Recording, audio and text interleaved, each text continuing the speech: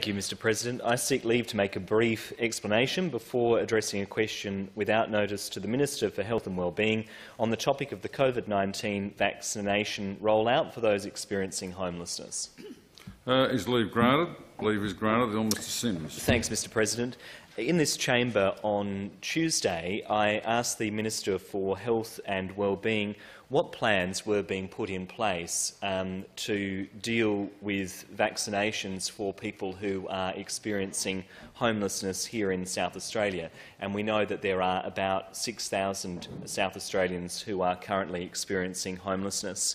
In his reply, the Minister indicated that he or the department was going to be liaising with food vans to get the vaccine out to people who are homeless.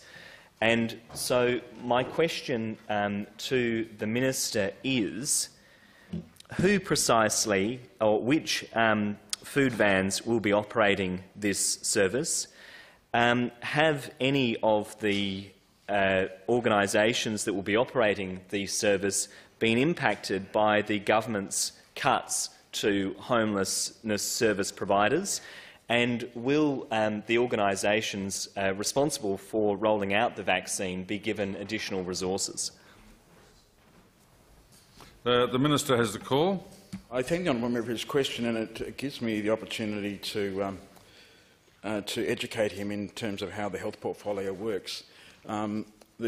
The comments that the question as was asked on Tuesday and the comments that the honourable member has made publicly suggest that there's going to be one big monolith called SA Health that's going to is going to direct how every dose of the COVID vaccine is going to be delivered. Well, the Greens might be a centralised big government party, but our party believes. Well, I'll look forward to Tony Franks telling me about the 4 pillars again, but let me just get back to my answer, though. The Liberal Party fundamentally believes in working with local expertise to deliver local solutions to local problems, and that's why we massively increased the number of local health networks from 5 to 10, so that local people can be making local decisions about local services. Because that's why, as I was saying on Tuesday to the honourable member, Carlin and Sahlan in particular have very strong relationships with homeless service providers. Why would you have a city centre-based health bureaucracy telling Carlin and Sahlan how to deal with their clients better than they know? The honourable member's question today also misconstrues what I said on Tuesday. What I was indicating is that I'd had a conversation earlier that day with the senior management of the Southern Adelaide Local Health Network, and that they were, as I understand it, they were intending to link their homeless outreach to food services. Now, that is not to say that it would be administered in a food van, as some might misconstrue. SA Health and its networks continue to deal with local partners in terms of delivering local services.